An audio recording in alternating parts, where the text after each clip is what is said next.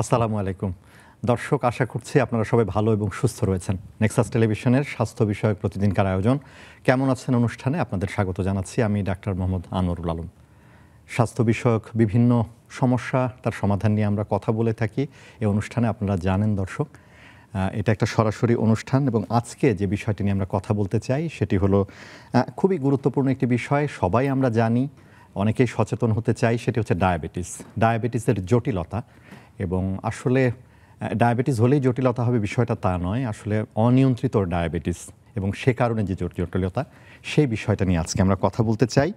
আমাদের সাথে আজকে স্টুডিওতে উপস্থিত আছেন ডাক্তার সাবরিনা মোমিন, সহকারী অধ্যাপক মেডিসিন বিভাগ, এমএইচ সমরিতা মেডিকেল কলেজ ও হাসপাতাল। ডাক্তার সাবরিনা, আপনাকে স্বাগত জানাচ্ছি। আপনাকে অনেক ধন্যবাদ আমাকে আমন্ত্রণ জানানোর জন্য।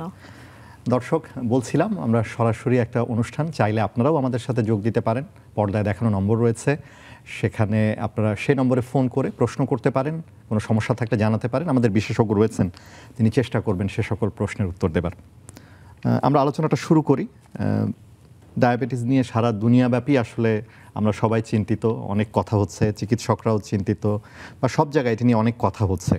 তো আমরা জেনে নিই আসলে যে ডায়াবেটিস কাকে বলছি। আসলে ডায়াবেটিসটা আসলে খুবই গুরুত্বপূর্ণ একটা বিষয়, সবার কম বেশি কিছুটা ধারণা হয়ে গেছে অলরেডি। বাট আমি যেটা বলতে চাই যে আমি আজকে তো নিয়ন্ত্রণ এবং তার সাথে জটিলতা এসব নিয়ে একটু আলোচনা করব। তার আগে আমরা জেনে নিই যে ডায়াবেটিসে আসলে বলতে আমরা কি বুঝি। ডায়াবেটিসে বাংলাতে আমরা বহুমূত্র রোগ বলি। তো ডায়াবেটিস আসলে পরিপাক জনিত একটি সমস্যা, জটিলতা, যেখানে ইনসুলিন নামক একটি হরমোন, এটার উৎপাদন কম হতে পারে অথবা উৎপাদন ঠিকমতো হচ্ছে কিন্তু শরীরে ঠিকমতো কাজ করছে না। এরকম হলে যেটা হয় যে শর্করা জাতীয় যে খাবার সেটা ঠিকমতো হজম হয় না এবং রক্তে সুগার বা চিনির মাত্রা বাড়তে থাকে। এবং এর ফলে যেটা হয় যে রক্তে চিনির মাত্রা, চিনিকে আমরা হোয়াইট পয়জন বলি, এবং এর জন্যই শরীরের অঙ্গে বিভিন্ন অঙ্গ যে আছে আমাদের গুরুত্বপূর্ণ যে অঙ্গগুলো, সেখানে গিয়ে অনেক জটিলতা এবং ক্ষতির কারণ হয়ে দাঁড়ায় এই চিনি। তো একে আমরা মানে সাধারণ ডায়াবেটিস বলি। আসলে চিনি সেখান থেকে গ্লুকোজ আমরা যদি বলি, গ্লুকোজ আমাদের জন্য খুব জরুরি, কিন্তু আবার বেড়ে গেলে সমস্যা, বিষয়টা সেটাই। হ্যাঁ, শরীর এভাবে বানানো হয়েছে, সৃষ্টিকর্তা এভাবে বানিয়েছেন যে যেটা যে পরিমাণ থাকতে হবে। যেমন শর্করা থেকে যে আমরা শক্তি, আমাদের রেডি সোর্স অফ এনার্জি যেটাকে বলি, যে আমাদের ব্রেন সরাসরি গ্লুকোজকে নেয়, নিয়ে আমরা এটার যে আমাদের শরীরে যে শক্তিটা, এটার অনেক বড় একটা সোর্স কিন্তু এই শর্করা বা গ্লুকোজ। কিন্তু সেটা একটা নির্দিষ্ট মাত্রা আছে, এর বাইরে যদি চলে যায় সেটা অবশ্যই ক্ষতির কারণ, সেটাই ক্ষতির কারণ হয়ে যাচ্ছে। একটু আমরা যদি একটু জানতে চাই যে আমরা অনেক রোগ জানি যে পার্টিকুলার কিছু মানে যদি বলি একটা শ্রেণীর হয় আসলে, কিন্তু ডায়াবেটিসের ক্ষেত্রে এটা কি যে কারো হতে পারে? যে কারোই ডায়াবেটিস হতে পারে, তবে কারা বেশি ঝুঁকিপূর্ণ এটা বলার আগে আমি একটু বলে নিব যে ডায়াবেটিস আসলে কত প্রকার, তাহলে বুঝতে সহজ হবে। ডায়াবেটিস আমরা মূলত 4 ভাগে ভাগ করি।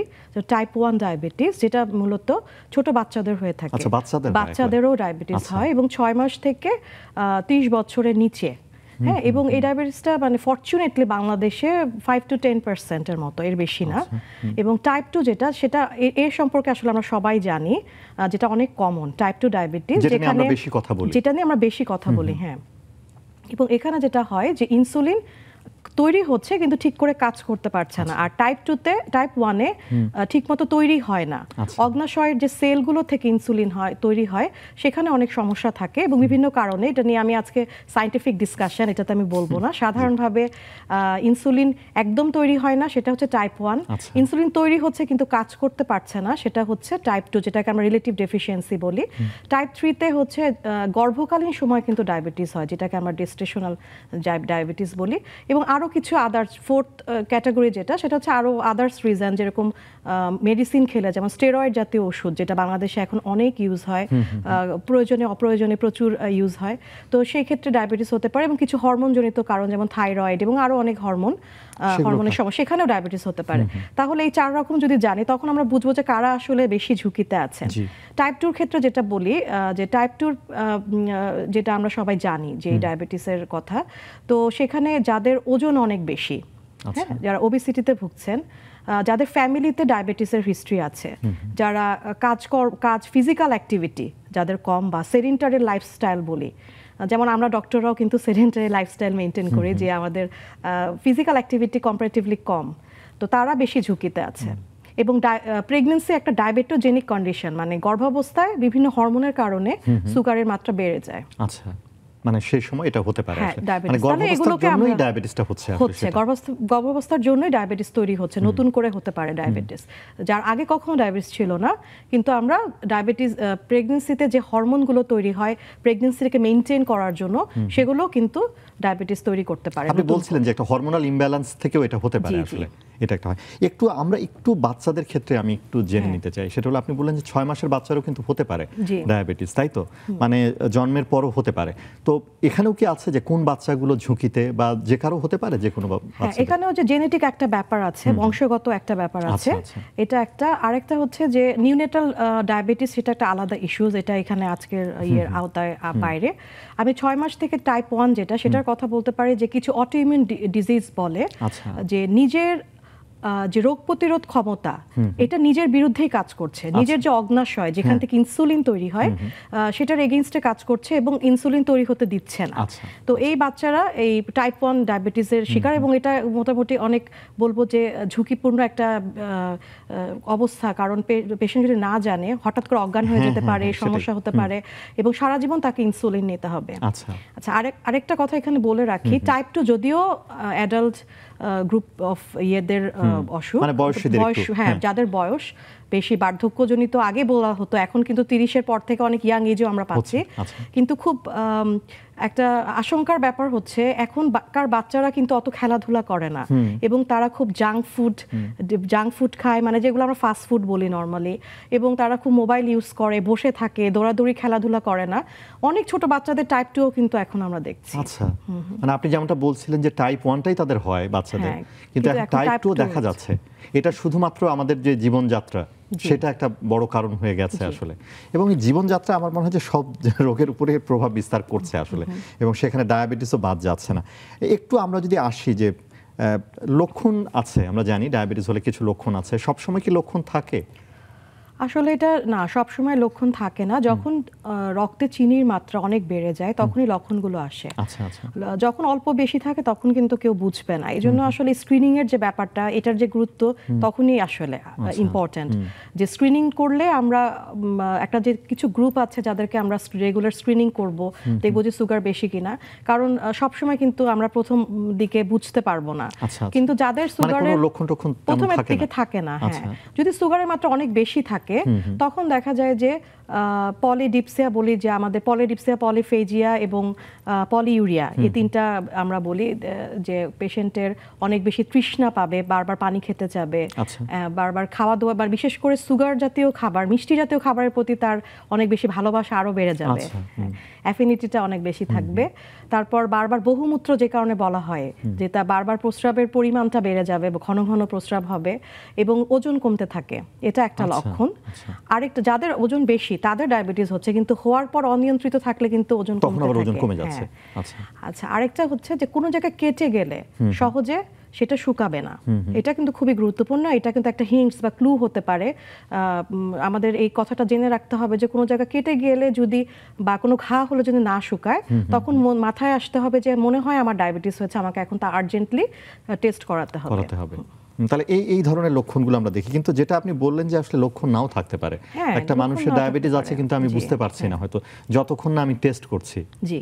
তো আপনি এই যে বললেন যে স্ক্রিনিং এর কথা, যদি একটু পরীক্ষা করতে চাই আমরা আসলে, তো আপনি যারা বলেন যারা যাদের মধ্যে ঝুঁকি আছে, যেমন এখন তো বলছেন 30 বছরে আপনার হচ্ছে, তাহলে কি একটু মানে বছরে কয়বার আসলে যদি আমরা একটু দেখতে চাই?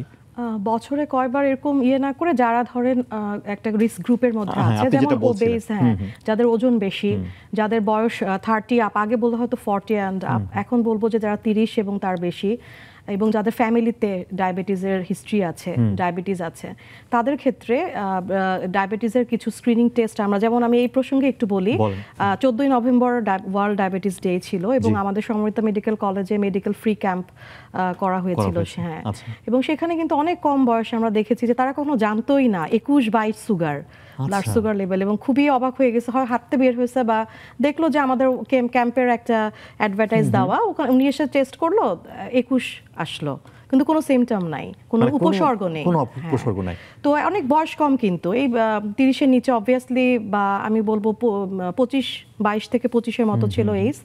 তো এরকম হতে পারে। সেই ক্ষেত্রে রক্তে কিছু টেস্ট, যেরকম আমরা বলি সকাল মানে খালি পেটে একটা টেস্ট করাতে পারি, নাস্তার 2 ঘন্টা পরে টেস্ট করাতে পারি, আর যদি কনফার্ম করতে চাই একদম, তাহলে ওরাল গ্লুকোজ টলারেন্স টেস্ট। এটা আমরা 75 গ্রাম গ্লুকোজ খাওয়ানোর আগে একবার নিব, খাওয়ানোর পরে 2 ঘন্টা পরে আবার আমরা ব্লাড স্যাম্পল নিব, এটা দিয়ে একদম কনফার্ম করা যায়। কিন্তু স্ক্রিনিং এর জন্য কি আমরা খালি পেটে আমরা করে দেখতে পারি? হ্যাঁ, স্ক্রিনিং এর জন্য আমরা করতে পারি, আমরা 3 মাসের গড় যেটা, সেটাও আমরা দেখতে পারি। আচ্ছা আচ্ছা, HbA1c যেটাকে বলি, এটা দেখলেও আমাদের একটা ধারণা আমরা পেতে পারি যে রক্তে সুগারের পরিমাণ কত। তাহলে যারা ঝুঁকিতে আছে 6 মাস বা 1 বছরে অন্তত একবার করে দেখা ব্লাড সুগারটা, অথবা বাসার ফ্যামিলি মেম্বারদের গ্লুকোমিটার যেটা বাসায় ইউজ করি, সেটাতেও কিন্তু আমরা খালি পেটে ফাস্টিং এবং খাওয়ার পরে 2 ঘন্টা পরে, খাওয়ার শুরুর থেকে 2 ঘন্টা কাউন্ট করতে হবে কিন্তু, তো সেখান থেকে আমরা করেও দেখতে পাই, তখন একটা আইডিয়া পাওয়া যায় যে না আমার এত বেশি কেন আসছে, তখন উনি একজন বিশেষজ্ঞের পরামর্শ নিয়ে টেস্ট করে ফেলতে পারেন। তখন হয়তো উনি কনফার্ম হলেন যে আসলে যেমন একটা ধরেন হয়তো আমি টেস্ট করলাম, একটা রিডিং দেখে বেশি পেলাম, ডায়াবেটিস বলা যাবে এরকম কিছু নাকি? আমার না, এটা ডিপেন্ড করে কি সুগারের লেভেল অনুযায়ী। কারো যদি হঠাৎ করে প্রথম রিডিং এ দেখি 21, 22, 30, তাহলে তো অবশ্যই ডায়াবেটিস হওয়ার চান্সই বেশি, তাই না? কিন্তু 8, 9 এরকম থাকলে অনেক সময় হতে পারে র্যান্ডম, যেটাকে বলি র্যান্ডম ব্লাড সুগার খাওয়ার সাথে একটা সম্পর্ক, তো জাস্ট খেয়ে এসে করলে কিন্তু সবারই বেশি থাকবে, ওটা দিয়ে আমরা কিছু বুঝতে পারবো না। মানে করলেও খাবার অন্তত 2 ঘন্টা পরে করবে, এটা খুব গুরুত্বপূর্ণ। একটু আপনি বলছিলেন যে একটু বেশি, আমরা একটা টার্ম দেখছি ইদানিং আসলে যে প্রাক ডায়াবেটিস বা প্রি ডায়াবেটিস বলছেন আপনারা, সেটা কি আসলে? প্রি ডায়াবেটিসটা খুবই খুবই গুরুত্বপূর্ণ একটা বিষয়, এটা জানা যে ডায়াবেটিস যার হয়ে গেছে উনি তো জানবেনই যে ওনার ডায়াবেটিস, কিন্তু যার ডায়াবেটিস এখনো হয়নি কিন্তু জাস্ট হওয়ার ঝুঁকিতে আছেন, আগের স্টেজ প্রি ডায়াবেটিক লেভেল, এটাও কিন্তু খুব গুরুত্বপূর্ণ। তো এটা যদি কখনো কোনো স্ক্রিনিং টেস্টে, যেমন ধরুন অনেকে বিভিন্ন কারণে বিদেশ যাওয়ার সময় টেস্ট করে, বা কোনো অফিসের কোনো জবের সময় করা হয়, বা ফিটনেসের জন্য যেসব কারণে করে, তখন দেখা গেল যে আমাদের তো রেঞ্জ আছে, নর্মাল রেঞ্জ সেটাও না, আবার ডায়াবেটিসের জন্য যে রেঞ্জ সেটাও না, কিন্তু মিডল একটা রেঞ্জের মধ্যে পড়ছে, তাদের এই গ্রুপটাকে আমরা প্রি ডায়াবেটিক গ্রুপ বলি। এবং এটা গুরুত্বপূর্ণ, আমি আপনাকে দুটো গুরুত্বের কথা বলবো। একটা হচ্ছে যে এই গ্রুপের যারা আছেন তারা যদি লাইফস্টাইল মডিফিকেশন না করেন, বা জীবনযাত্রা বলেন, খাওয়া দাওয়া থেকে শুরু করে ফিজিক্যাল অ্যাক্টিভিটি ওনারা নিয়ন্ত্রণ না করলে খুব কয়েক বছরের মধ্যে ফুল ডায়াবেটিস ডেভেলপ করার চান্স অনেক হাই। 2 নম্বর ইম্পর্টেন্স হচ্ছে যে ওনাদের যে কার্ডিওভাস্কুলার রিস্ক বা হৃদরোগের যে ঝুঁকি, সেটা অদ্ভুতভাবে কিন্তু ফুল ডায়াবেটিস যাদের তাদের মতোই। তাহলে ডায়াবেটিস অনিয়ন্ত্রিত থাকলে হৃদরোগের ঝুঁকি নিয়ে কিন্তু আমরা সবাই খুব চিন্তিত থাকি, কিন্তু ডায়াবেটিস হওয়ার আগের স্টেজেও কিন্তু একই রকম ঝুঁকি। তাহলে সেই ক্ষেত্রে কিন্তু ডায়াবেটিক পেশেন্টদের মতোই তাদের জীবনযাত্রার মান ঠিক করতে হবে এবং সেভাবেই চলতে হবে। শুধু কিছু ওষুধের যে ব্যাপার থাকে সেই জিনিসটা এখানে আসে না ইউজুয়ালি। তো প্রি ডায়াবেটিকের ক্ষেত্রে আমি বলবো যে ডায়েট এবং ডিসিপ্লিন, ফিজিক্যাল অ্যাক্টিভিটি, এগুলো ডায়াবেটিক রোগীর মতোই সমানভাবে গুরুত্বপূর্ণ। আচ্ছা, আমরা আসবো, একটা বিরতি নিয়ে আসি। দর্শক কেমন আছেন অনুষ্ঠানে একটা বিরতিতে যাচ্ছি, কিছুক্ষণ পরে ফিরে আসছি।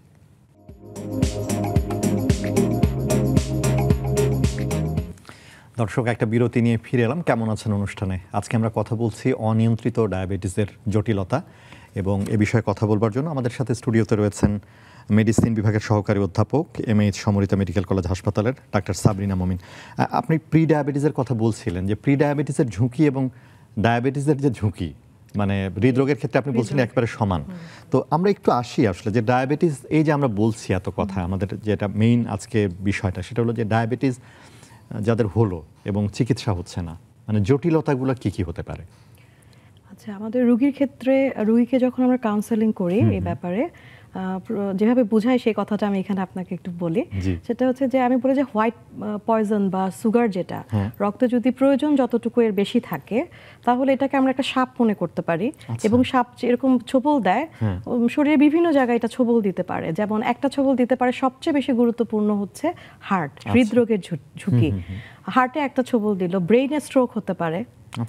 তারপর স্নায়ু, আমাদের শরীরে যে নার্ভ আছে, দেখা যায় যে পেশেন্টরা এসে বলে যে আমার হাত পায়ে অনেক ঝিঝি করছে, হ্যাঁ, বা বার্নিং হচ্ছে, অনেক জ্বলছে এবং জ্বালাপোড়া করা, এটা অনেক বলে, এবং পায়ে আস্তে আস্তে করে দুর্বলতা চলে আসে, জুতা খুলে যায়, যে এই ধরনের কিছু সিমটম বলে।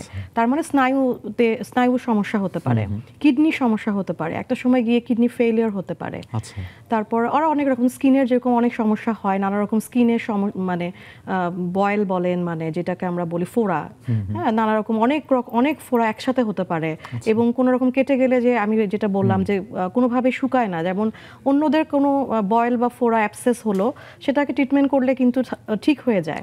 দেখা যায় যে লং টার্ম অ্যান্টিবায়োটিক লাগছে, বা ওখান থেকে পুঁজ বের করে দিতে হচ্ছে, সার্জারি লাগছে, অনেক কমপ্লিকেটেড একটা প্রসিডিওর, এরকম একটা হতে পারে। আবার দেখা যায় যে নানা রকম পায়ের যে রক্তনালীগুলো আছে সেগুলো ব্লক হয়ে যেতে পারে। তো সেখান থেকে অনেক সময় পা কাটার মতন সিচুয়েশনও কিন্তু যেতে পারে, যেটাকে আমরা অ্যাম্পুটেশন বলি। তবে দেখা যাচ্ছে আসলে আমরা জটিলতাগুলোকে যদি দুভাগে ভাগ করি, তাহলে বড় বড় রক্তনালীকে টার্গেট করে কিছু জটিলতা হচ্ছে, ছোট ছোট রক্তনালীকে টার্গেট করে হচ্ছে। তো বড় বড় রক্তনালীকে টার্গেট করে যেটা হচ্ছে সেটা হচ্ছে স্ট্রোক, হৃদরোগের ঝুঁকি সেটা, এবং পায়ের রক্তনালী ব্লক। আর ছোট যে রক্তনালীগুলো যেমন চোখে আছে, চোখে কিন্তু অন্ধত্ব পর্যন্ত হতে পারে, ব্লাইন্ডনেসের একটা কারণ কিন্তু ডায়াবেটিস। তারপর হচ্ছে যেটা বললাম নার্ভ, স্নায়ু, কিডনি, এগুলো কিন্তু ছোট ছোট ব্লাড ভেসেলসকে টার্গেট করে হচ্ছে, তো যেটাকে আমরা ডায়াবেটিক নেফ্রোপ্যাথি বলি। তো এই জটিলতাগুলো হতে পারে। আরেকটা বলি আমি, যেটা হচ্ছে ইমার্জেন্সি সিচুয়েশন হতে পারে, হঠাৎ সুগার লেভেল কমে যেতে পারে, আবার হঠাৎ এত বেড়ে যেতে পারে যে রক্তে লবণের মাত্রা বলেন অথবা রক্তের যে অ্যাসিডের মাত্রা সব চেঞ্জ হয়ে যেতে পারে এবং পেশেন্ট অজ্ঞান হয়ে যেতে পারে। এরকম কিছু সিচুয়েশনও হয়, এবং সেখানে কিন্তু তখন আমরা ইনসুলিনটা রক্তের শিরার মাধ্যমে দিতে হয়, এবং আরো অনেক রকম ম্যানেজমেন্ট আছে, এবং অনেক সময় পেশেন্টের আইসিইউ সাপোর্ট পর্যন্ত লাগে। তো এগুলো হচ্ছে জটিলতা।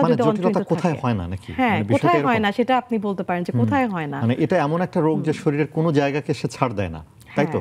মানে কোনো জায়গায় ছাড় পাবে না তার কাছ থেকে। এবং গর্ভাবস্থায় কিন্তু অনেক বেশি সমস্যা হতে পারে। প্রথম দিকে সুগার বেশি থাকলে কিছু জটিলতা, এবং প্রেগন্যান্সির ধাপ অনুসারে কোথায় কোন ট্রাইমেস্টারে সুগারটা বেশি সেই অনুযায়ী অনেক রকম জটিলতা হয়। একটু এখানে জানি প্রেগন্যান্সির সময় তাহলে একটা হচ্ছে তো মায়ের একটা জটিলতা আছে বোধহয়, আবার গর্ভের যে সন্তান সেও কি ঝুঁকিতে না নাকি? হ্যাঁ, অবশ্যই ঝুঁকিতে। যেমন যদি এমন হয় যে প্রথম 3 মাস তো আমরা জানি সবাই যে খুবই গুরুত্বপূর্ণ, বাচ্চার যে মেইন যে অঙ্গ প্রত্যঙ্গগুলো যে তৈরি হয় সেটা কিন্তু প্রথম 3 মাসেই হয়। তো সেই ক্ষেত্রে ওই সময় যদি সুগার বেশি থাকে তখন বাচ্চাদের সেই অঙ্গ প্রত্যঙ্গগুলো ঠিক করে তৈরি হতে পারে না। সেই ক্ষেত্রে নানা রকম আমরা দেখি যে ত্রুটি হতে পারে, শারীরিক ত্রুটি নিয়ে, জন্মগত ত্রুটি নিয়ে একজন বাচ্চা জন্ম হতে পারে।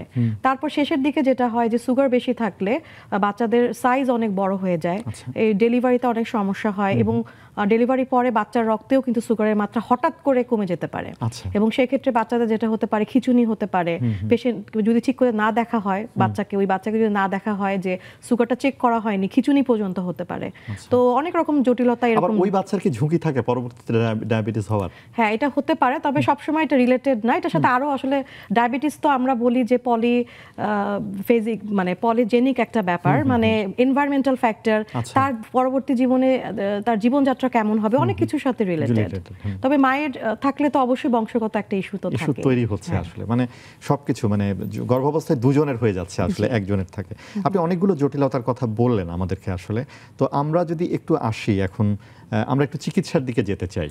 তো ধরুন আপনার ধরা পড়লো একজন, আমরা পরীক্ষা করতে গেলে আপনার তো কনফার্ম হন নিশ্চয়ই, আপনি বলছিলেন যে কনফার্মেটিভ টেস্ট আছে, আপনারা শিওর হলেন, হবার পরে চিকিৎসাটা কি রকম হয় আসলে?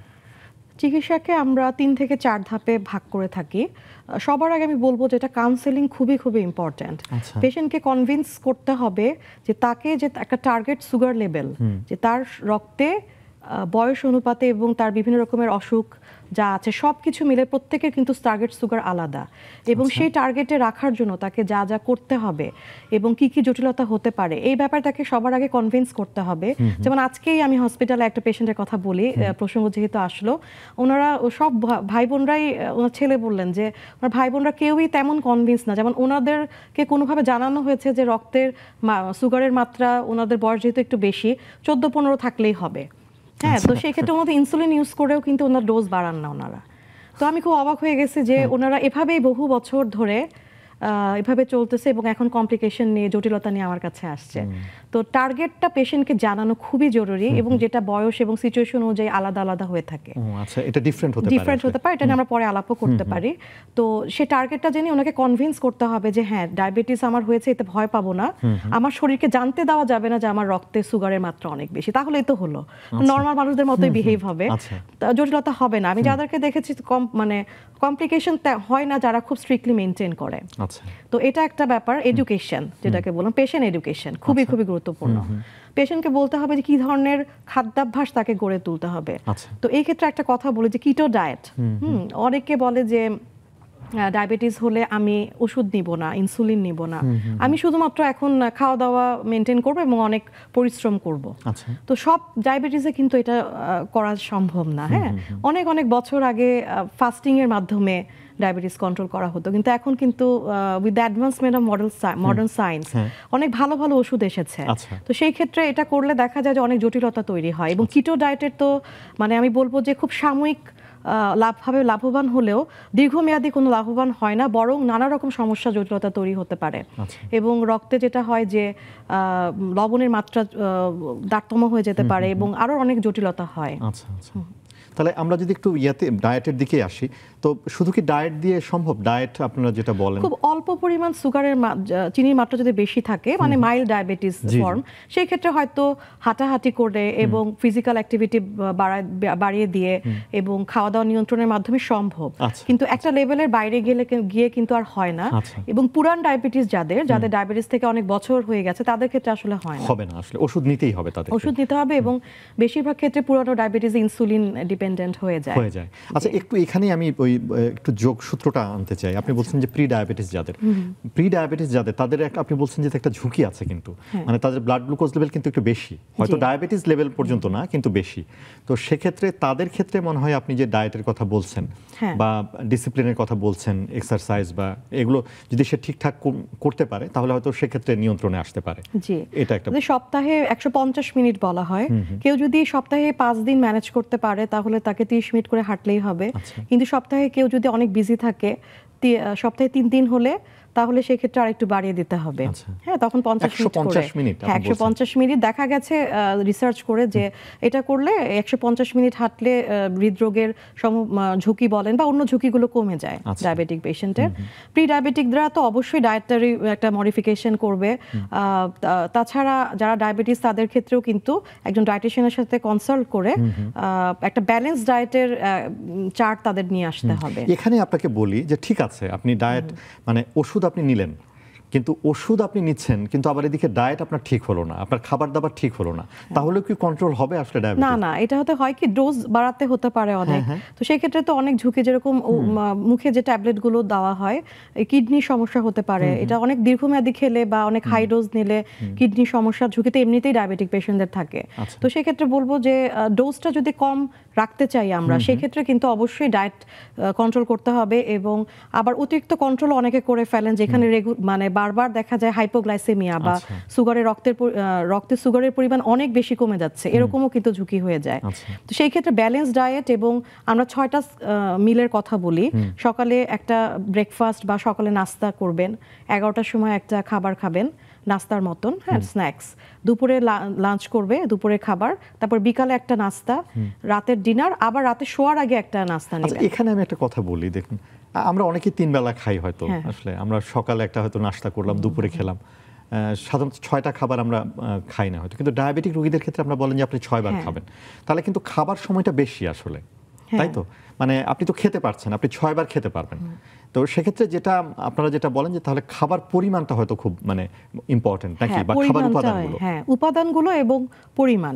অল্প খাবার খেতে হবে, বারে বারে খেতে হবে, এবং শরীরের উপর চাপ দিতে হবে। খাবেন না তা কিন্তু না আসলে, হ্যাঁ, ডায়াবেটিস সবাই মনে করে যে আমাকে মনে সব খাওয়া দাওয়া বন্ধ করে ফেলতে হবে। হ্যাঁ, এটা অনেকের ধারণা, যখন ডায়াবেটিস হলো এখন তো সব আমার খাওয়া দাওয়া বন্ধ হয়ে যাবে। আসলে কি তাই বিষয়টা? না, মানে শর্করা ছাড়া তো আরো অনেক উপাদান আছে, তাই না? প্রোটিন জাতীয় খাবার আছে, এবং শর্করাতেও আমরা বলি একটা নির্দিষ্ট পরিমাণ পরিমাণ শর্করা লাগবে, আচ্ছা। কারণ যেটাকে আমরা বলতেছি রেডি সোর্স অফ এনার্জি, কিন্তু সেটার মাত্রাটা নর্মাল মানুষদের থেকে কমে আসবে। আচ্ছা। এবং প্রোটিনের মাত্রা সেই ক্ষেত্রে আমাদের এনার্জি লেভেল মেনটেন করতে হবে, সেখানে প্রোটিনের মাত্রাটা হয়তো বেড়ে যেতে পারে, ফ্যাটের পরিমাণটা এভাবে নিতে হবে, এবং ভিটামিনস মিনারেলস সব রকম উপাদানই ব্যালেন্স করতে হবে। এবং এই যে 6টা বলছি, এটার কারণ হচ্ছে যে সুগারের পরিমাণ যাতে অনেক বেশি না কমে যায়। রাতের যে 11টা থেকে 12টার সময় ঘুমানোর আগের যে স্ন্যাক্স, এটা কিন্তু রাতের বেলায় অনেকের সুগারের মাত্রা অনেক কমে যায়, এবং এটা কিন্তু অনেক বেশি রিস্কি, কারণ উনি তো ঘুমের মধ্যে বুঝতে পারবেন না। এটা অনেক সময় লাইফ থ্রেটেনিং বা এতে মৃত্যুর ঝুঁকি অনেক বেশি, তো এটা প্রিভেন্ট করবে। তো এই জন্য এক নির্দিষ্ট টাইম অনুসারে খাওয়া, এটাও খুব গুরুত্বপূর্ণ, টাইম মেনটেন করে খাওয়া, এবং এই যে চার্ট করে নেওয়া। অনেকে যারা পুরানো ডায়াবেটিসের পেশেন্ট, তাদের অনেকে কিডনি প্রবলেম হতে পারে, তাদের ক্ষেত্রে প্রোটিনের মাত্রাও একটু কমিয়ে আনতে হয়। তো সেই অনুযায়ী যে কনসাল্ট করবেন যাদের সাথে ডায়েটিশিয়ান, ওনারা ঠিক করে দিবেন। এখানে আরেকটু আমি যদি অ্যাড করি, দেখুন ডায়াবেটিস মানে আমরা জানি, আপনি বলছেন রক্তে গ্লুকোজের পরিমাণ অনেক বেশি, শর্করার পরিমাণ বেড়ে যাচ্ছে, কিন্তু আপনি আবার কমপ্লিকেশনে কিন্তু বলছেন যে কমে যাওয়াটা একটা কমপ্লিকেশন। মানে এই রোগীগুলোর কিন্তু ব্লাড সুগার কমে যেতে পারে আসলে, মানে হঠাৎ করে হয়তো বাড়লো কিন্তু আবার মানে দ্রুত কমেও যেতে পারে, এবং কোনোটাই তার জন্য ভালো না আসলে। তাহলে ওই জায়গাটায় আমি বলতে চাচ্ছি সেটা হলো যে খাবো না, খালি পেটে থাকবো মানে ডায়াবেটিস কন্ট্রোল, বিষয়টা কিন্তু তা না আসলে। কারণ আপনার যদি কমেও যায়, সেটা তো আপনার জন্য ঝুঁকি আরো বেশি বাড়াবে আসলে। আমরা বলি যে হাইপোগ্লাইসেমিয়া, মানে রক্তে চিনির পরিমাণ অনেক বেশি কমে যাওয়া, সেটা আরো বেশি ঝুঁকিপূর্ণ। এতে দেখা যায় যে পেশেন্টের যে হার্টবিট, এগুলো এলোমেলো হয়ে যেতে পারে, এবং এটা মৃত্যুর কারণ হতে পারে, ব্রেন ড্যামেজ করে ফেলে। তাহলে এটাও আসলে আমার মনে হয় যে ডায়াবেটিক, এই যে আপনি কাউন্সেলিং এর কথাটা বললেন, আমার মনে হয় যে এখানেও এটা খুব জরুরি, বিশেষ করে ডায়াবেটিক পেশেন্টদের তাদের হাইপোগ্লাইসেমিয়া সম্পর্কে ভালো ধারণা থাকা দরকার আসলে। তো কোনো কি লক্ষণ হয় যে যখন ব্লাড সুগার কমে যায়? হ্যাঁ, এটা লক্ষণ হয় প্রথম দিকে যাদের অনেক পুরনো ডায়াবেটিস, ওদের স্নায়ুর সমস্যা, তারা অনেক সময় বুঝতে পারে না। এটা তাদের এই যে বুঝতে পারার ব্যাপারটা, এটা আসলে একটা প্রোটেক্টিভ মেকানিজম। এটা বুঝতে পারা মানে কিন্তু ভালো লক্ষণ। হ্যাঁ, যে স্নায়ু যখন অ্যাক্টিভ থাকে, ভালো থাকে, এই সময় যেটা হয় যে হঠাৎ করে সুগার লেভেল কমে গেলে বুক ধরফর করতে পারে, বা যেটাকে আমরা প্যালপিটেশন বলি, অনেক ঘাম হতে পারে, প্রচন্ড ক্ষুধা লাগতে পারে, পেশেন্টের মনে হবে আমার অনেক ক্ষুধা লাগছে, হ্যাঁ, অনেক তৃষ্ণা পেতে পারে, এরকম অনেক সিমটম আসে, এবং এটা হচ্ছে প্রথম দিকের সিমটম। একটা সময় গিয়ে দেখা যায় যে যদি সঙ্গে সঙ্গে চিনি না নেওয়া হয় শরীরে, তখন পেশেন্ট অনেক অজ্ঞান হয়ে যেতে পারে। আচ্ছা আচ্ছা, তাহলে এটা সম্পর্কে ধারণা খুব জরুরি আসলে। ডায়াবেটিক পেশেন্টদের আমার মনে হয় যখনই অস্বস্তি হবে শরীরে কোনো, তখনই বোধহয় আসলে হাত পা কাঁপতে পারে, তাহলে একটু ওই সময় হয়তো নিজে চেক করে নেওয়া আসলে যে ব্লাড গ্লুকোজটা কেমন আছে, এটা দেখে নিতে পারেন। জি, আসছি আমরা আরেকটা বিরতি নিয়ে আসছি। দর্শক কেমন আছেন অনুষ্ঠান, আরেকটা বিরতিতে যাচ্ছি, কিছুক্ষণ পরে ফিরে আসছি।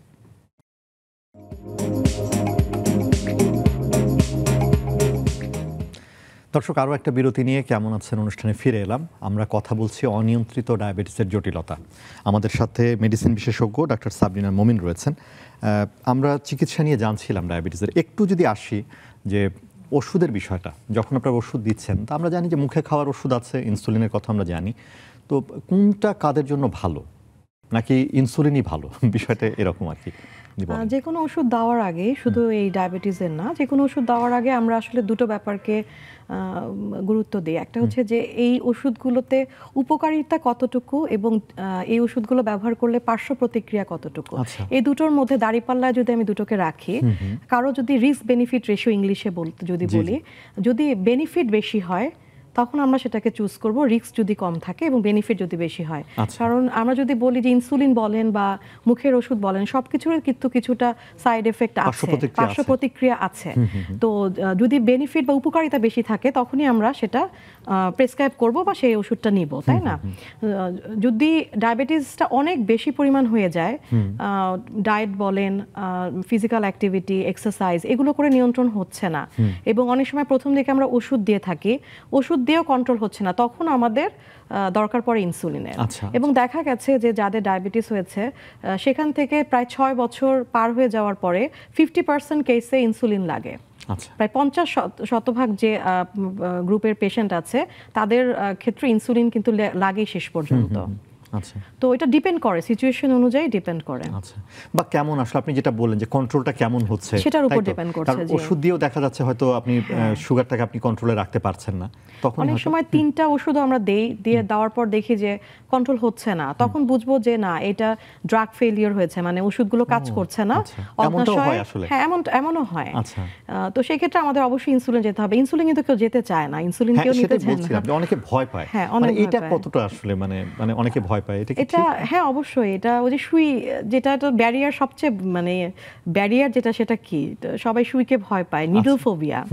তো এক্ষেত্রে আমরা কিন্তু এখন সবাই জানি যে আগে সিরিঞ্জে দেওয়া হতো ইনসুলিন, এখন কিন্তু খুব আধুনিক পদ্ধতি আসছে, কিছু ডেলিভারি ডিভাইস কলমের মতো, মাথাটা এত চিকন, এত ছোট, খুব স্মার্ট ডিভাইস।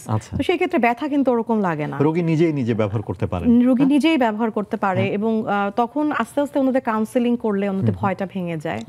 তো প্রথম দিকেই কিন্তু প্রথমে নিতে চায় না। তো আমি অনেক সময় দরকার পড়লেও পেশেন্টকে প্রথম দিকে দেয়া হয় না, আগে বুঝায় পেশেন্টকে মেন্টালি সেই ব্যাপারটাতে গ্রহণযোগ্যতা তার আছে কিনা এই ব্যাপারে। এবং আরেকটা কথা বলি, ট্যাবু, মানে সোশ্যাল ট্যাবু, যে তারা ডায়াবেটিস হলে মনে করে যে এটা কাউকে বলা যাবে না, কারোর সামনে ইনসুলিন নেওয়া যাবে না। এটাও কিন্তু একটা মানসিকতা কাজ করে যে এই অসুখটা, এটা কিন্তু ঘরে ঘরে এখন সবারই হচ্ছে, ইয়াং এজে হচ্ছে। তো ইয়াং যাদের হচ্ছে তারা বিশেষ করে লুকিয়ে রাখতে চেষ্টা করে। তো সেই ক্ষেত্রে হয় কি, ম্যানেজমেন্টে অনেক প্রবলেম হয়। অফিসে আছে, কারোর সামনে সে ইনসুলিন নেবে না, এই জন্য নিচ্ছে না, ওই দুপুরের ডোজটা বাদ পড়ে যাচ্ছে। তো এইসব ক্ষেত্রেও কিন্তু ম্যানেজমেন্টের প্রবলেম হয়। তো সেই ক্ষেত্রে আমরা বলবো যে এরকম হতে পারে যে ইনসুলিনের ব্যাপারটা আমরা কাউন্সেলিং করে দেই, যে পেন ডিভাইস নিলে কোনো সমস্যা নেই, এবং সবারই ডায়াবেটিস হয়, অনেকেরই ডায়াবেটিস হয়, এটা নিয়ে লজ্জা পাওয়ারও কিছু নাই, বা লুকায় রাখারও মতো কিছু নাই। হ্যাঁ, আমরা জানি যে অনেক বিখ্যাত লোকেরও আছে ডায়াবেটিস, অনেক খেলোয়াড়দের আমরা শুনেছি, তারাও তো নরমাল জীবন যাপন করছেন সবাই। হ্যাঁ, সেটাই।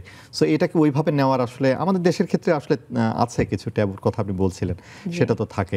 এখন আমরা একটু আসি যে যাদের ডায়াবেটিস আছে, ধরুন একটা ফলো আপের বিষয় আছে, আরেকটা হচ্ছে যে আমি ওষুধ খাচ্ছি বা ইনসুলিন নিচ্ছি, আমার বাসায় একটা গ্লুকোমিটার আছে, তো আমি কতদিন পর পর দেখবো, এরকম কোনো একটা ইয়ে আছে, একটু চেক করে দেখা? কতদিন পর পর এরকম তো এত হার্ড অ্যান্ড ফাস্ট রুল নেই। তবে গ্লুকোমিটারের কথা বলবো, যে ডায়াবেটিক পেশেন্টদের ক্ষেত্রে বলছেন, ডায়াবেটিক পেশেন্টদের অবশ্যই ওষুধ নিলে এবং ইনসুলিন নিলে আমি বাসায় অবশ্যই একটা গ্লুকোমিটার থাকতে হবে, ভালো কোম্পানির গ্লুকোমিটার থাকতে হবে, এবং রেগুলার মাপতে হবে। প্রথম দিকে যখন কন্ট্রোলের প্রথম দিকে প্রায় খুব ঘন ঘনই মাপতে হয়।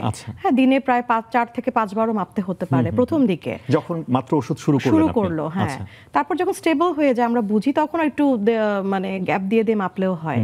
এবং যাদের বারবার খুব ওঠানামা করে থাকে না, অনেকের পুরনো ডায়াবেটিস, এবং টাইপ 1 এর কথা বললাম, ওদের ক্ষেত্রেও কিন্তু এটাকে ব্রিটল ডায়াবেটিস বলি, মানে পেশেন্ট প্রেডিক্ট করতে পারবে না, হঠাৎ বেড়ে গেল 21-22, আবার দেখা গেল 3-4। তো এই ক্ষেত্রে কিন্তু বারবার ঘন ঘন মাপার এই প্রসঙ্গটা বা এই গুরুত্বটা কিন্তু এখানে চলে আসে। মানে তখন একটু মানে ঘন ঘন মাপতে হয়। হ্যাঁ, বা একটু মানে যতক্ষণ পর্যন্ত আসলে স্টেবল না হচ্ছে ততক্ষণ বোধহয় দেখা। আর যারা এমনি আছেন তারা কি সাপ্তাহিক, মানে সপ্তাহে একবার বা দুবার করে, যত মানে যদি কন্ট্রোলে চলে আসে, একটু কম মাপলেন, যখন খারাপ লাগে তখন দেখলেন। কিন্তু অবশ্যই একটা বলবো যে ফাস্টিং এ একটা মাপতে হবে খালি পেটে, এবং খাওয়ার 2 ঘন্টা পর। এরকম দুটো রিডিং সে নেবে, দুটো রিডিং মিনিমাম নেবে কন্ট্রোল হয়ে যাওয়ার পরে। হ্যাঁ, আচ্ছা। এখন একটু আসি যে ঠিক আছে, আমি চিকিৎসা নিচ্ছি, নিশ্চয়ই একজন চিকিৎসকের শরণাপন্ন, বা যেখানে অনেক ডায়াবেটিক সেন্টারও আছে বাংলাদেশে, আমরা জানি। তো ফলো আপটা কতদিন পর পর, মানে সেখানে একটু যাওয়া, আসলে এটা কতদিন উচিত আসলে যাওয়া? ফলো আপের ব্যাপারে একটু আসে, এটা পেশেন্ট টু পেশেন্ট আসলে ভ্যারি করে, একদম খুবই মানে ইন্ডিভিজুয়াল একটা ব্যাপার। তবে আমি বলবো যে একজন বিশেষজ্ঞ চিকিৎসকের মাথাতেও এটা থাকতে হবে যে একটা পেশেন্ট যখন আসেন, যেহেতু অনেকগুলো সিস্টেম, অনেকগুলো অঙ্গ প্রত্যঙ্গ ইনভলভ হয়, সবগুলো স্ক্রিনিংই কিন্তু লাগে। যেমন একজন ডায়াবেটিক পেশেন্টের পুরানো ডায়াবেটিস হয়ে গেলে 5 বছর পার হয়ে যাওয়ার পর থেকে একটু কিডনি চেক করতে হবে।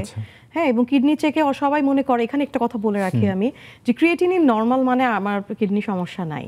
হ্যাঁ, ক্রিয়েটিনিন নরমাল ক্রিয়েটিনিন লেভেল তখনই বাড়ে যখন কিডনি অনেক বেশি ড্যামেজ হয়ে যায়। কিন্তু আর্লি স্টেজ ধরার জন্য আমরা ইউরিনে প্রোটিনের পরিমাণ মাপতে পারি, ইউরিনারি এসিআর বলি যেটাকে, অ্যালবুমিন ক্রিয়েটিনিন রেশিও। তো এটা দিয়ে কিন্তু আর্লি স্টেজ ধরা যায়। তো সেই ক্ষেত্রে আরো বেশি সচেতন হতে পারে। তো এই ধরনের টেস্টগুলো, এবং চোখ স্ক্রিনিং করা, যাদের কোনো সমস্যা হয়নি, অ্যানুয়াল স্ক্রিনিং মানে বছরে একবার করে চেক করা, নার্ভগুলো চেক করা, এবং আমি সবসময় যেটা করি, আমি পেশেন্ট আসলে ডায়াবেটিক পেশেন্ট দেখতে একটু বেশি সময় লাগে, কারণ সেক্ষেত্রে শুধুমাত্র যে প্রবলেম নিয়ে আসছেন সেটা না, চোখের ব্যাপারে রেফারাল একটা ইম্পর্টেন্ট। আমরা চোখের পিছনে কোনো সমস্যা আছে কিনা রেটিনাতে, ডায়াবেটিস জনিত এবং প্রেশার জনিত কোনো সমস্যা আছে কিনা এটা দেখা, নার্ভের সমস্যা দেখা এবং সেটাকে অ্যাড্রেস করা, হার্টের ঝুঁকি বা নার্ভের সব রকম মিলিয়ে যেই একটা হলিস্টিক অ্যাপ্রোচ বলি, তো সেটা একটা ডায়াবেটিক পেশেন্টের জন্য গুরুত্বপূর্ণ এবং ফলো আপের ক্ষেত্রেও কিন্তু এই কথাগুলো মাথায় রাখতে হবে। কারণ আসলে আপনি বললেন যে সব ধরনের মানে সিস্টেমই কিন্তু আক্রান্ত হতে পারে, তাই তো? যে ডায়াবেটিক রোগীরা খুব কমন তাদের হার্ট অ্যাটাক হয়ে যেতে পারে, তাদের স্ট্রোক হতে পারে, তো ওই জিনিসগুলো বোঝা নজর দিতে চান আপনারা যখন ফলো আপে আসে। আর একটা হচ্ছে ধরেন নতুন ওষুধ চেঞ্জ করলাম, তো 3 মাস পরে একটা HbA1c করে দেখলে বোঝা যাবে যে ওষুধ চেঞ্জের পরে এই 3 মাসের গড়টা কেমন আছে। তো 3 মাস পর একটা HbA1c টেস্ট করাটাও জরুরি, সেটাও করে দেখা যায় ঠিক আছে কিনা, এটা একটা ব্যাপার। কিন্তু মানে আমি যেটা বলতে চাচ্ছি, ফলো আপটা খুব জরুরি। আমি ঠিক আছে আমার ডায়াবেটিস, আমি ওষুধ খাচ্ছি, আমি বছরের পর বছর গেলাম না, কোনো ফলো আপ করছি না চিকিৎসকের কাছে, লাভ হবে না। কারণ এটা উচিত কি না? হ্যাঁ, না অনেক সময় কি ডোজও অ্যাডজাস্ট করতে হয়। হ্যাঁ, জটিলতা হয়ে গিয়ে তারপর আসলে কিন্তু লাভ হবে না। ডায়াবেটিসের সবচেয়ে মেইন কথা হচ্ছে এটা প্রতিরোধযোগ্য।